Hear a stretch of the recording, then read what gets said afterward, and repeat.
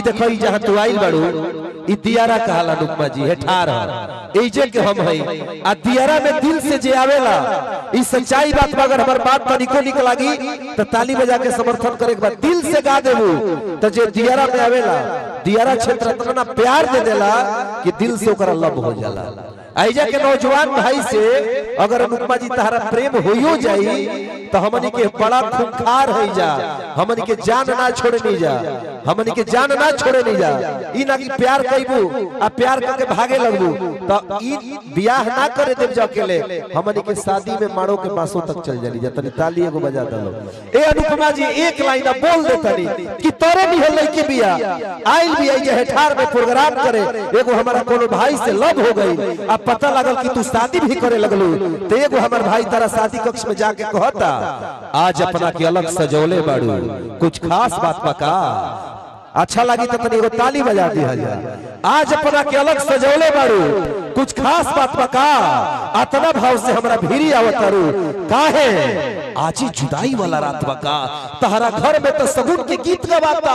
अरे कुछ खुशी के बात बका तू बार बार हेने का झांकतारू कहीं तहरे आवत बारात बका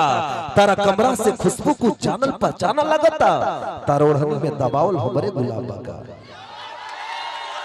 तारा दिल में जवन बात बा हमारा भाई लोग खाती सुना द ओकरा बाद हम खड़ा करब तीनों महारथी। एक दोस्त मानी वैसे उम्र में तो मेरे से बहुत छोटी है लेकिन उम्र से किसी का कुछ किया नहीं जा सकता। ये दिल है कहीं लग सकता है तो इस पे जरा बोल दीजिए ना कि दिल ना लगेगा।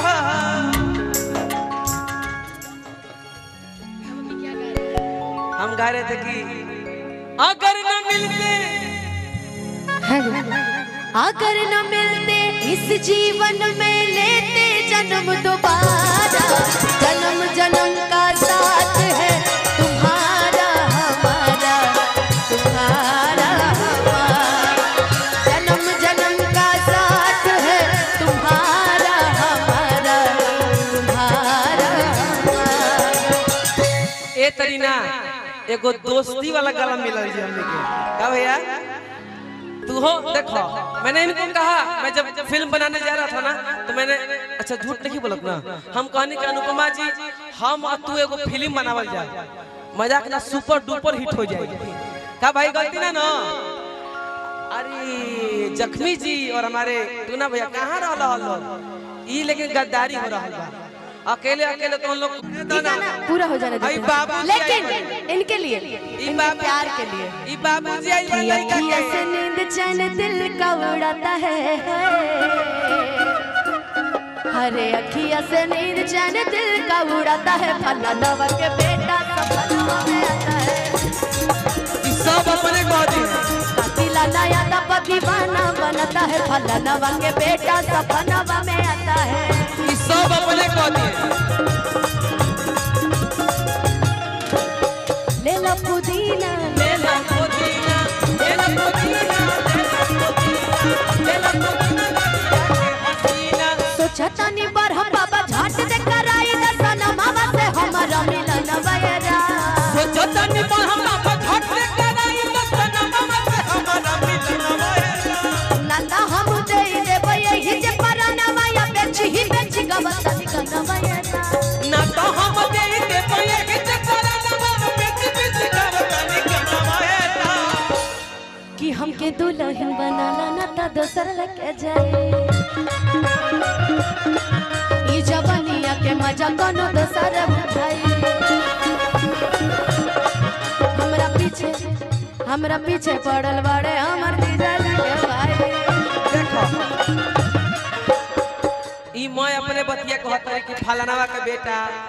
तो हमके दुल्हन बना लो तो दोसर लेके जाई अब दोसर थोड़ी जाई हम ही लेके जा सकत नहीं कोनो ने के दिक्कत लेकिन लड़का के बाबूजी आज बड़े कहां बड़े तो तू कह ना कि जुग जुग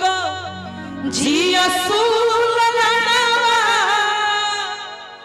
भवनवा के भाग जागल हो ललना ए ललना लाल होई है खुलवा के दीपक हमार मनवा में हमारी लास्ट गाना बा हमार लास्ट गाना बा ओकरा बाद और कलाकार बाड़े तो हम ऐसे चाहते नहीं कि सोहर गा दी ऐसे कि जो ना उपलक्ष्य में आइल बनी ना गाई तो बाउर रस लगे संस्कार बाबू के लिए हाँ कि जुग जुग जिया सुलाला नवा भवनवा के भाग जगल हो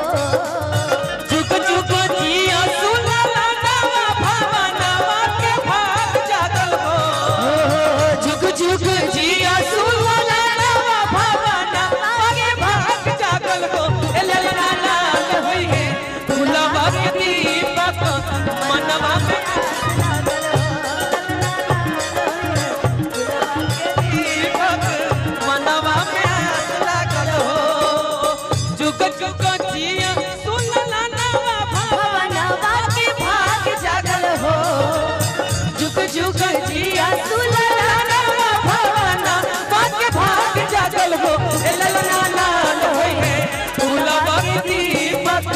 मनवा में आस लागल हो ललना लाल होई है फूलवा के दीपक मनवा में आस लागल। अरे भैया भैया भैया भैया बीचवा से तो कम हट जाए। अब गिराइएगा हमको दो बार हम देखें आओ आपको। आओ चलो साइड से खाली होई है फूलवा के दीपक मनवा में आस लागल हो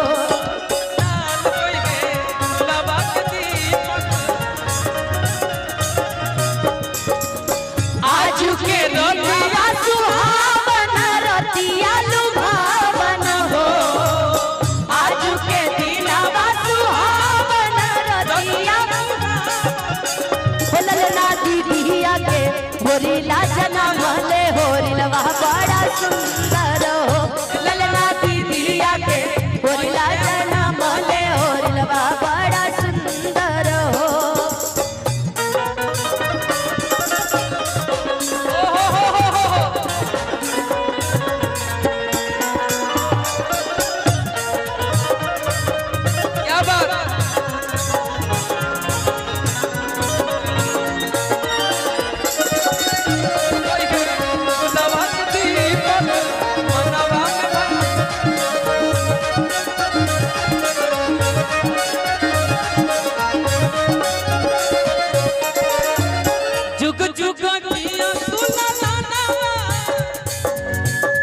मनवा में आस लागल हो ललना लाल होई है फूलवा के दीपक मनवा में आस लागल हो ललना लाल होई है फूलवा के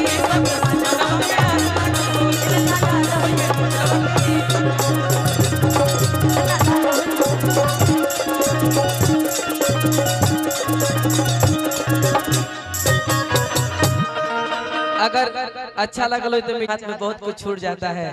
नदी का साथ देता हूँ समंदर रूठ जाता है। मोहब्बत लिखने और पढ़ने में आसान दिखती है साहब, मोहब्बत को निभाने में अच्छो अच्छो का पसीना छूट जाता है। यहाँ से रहो दोनों जगह से रहो। बहुत बहुत आभार विशाल भैया। चंदन जी हाँ वे म्यूजिक से छोटू भैया बनी जितना हमारे युवा साथी लोग बा जो प्रोग्राम के सबसे अच्छा बना रहल बा, जितना हमारे बड़ भैया लोग बा, आप लोग से निवेदन करब कि आप विशाल जी के फिल्म देख लेनी, लेकिन शुरुआती जो दोनों कलाकार के देखनी है वो टेलर रहा। अब हम बोला रहल बनी फिल्म बुझाए के रुआ सब के चलता गोलू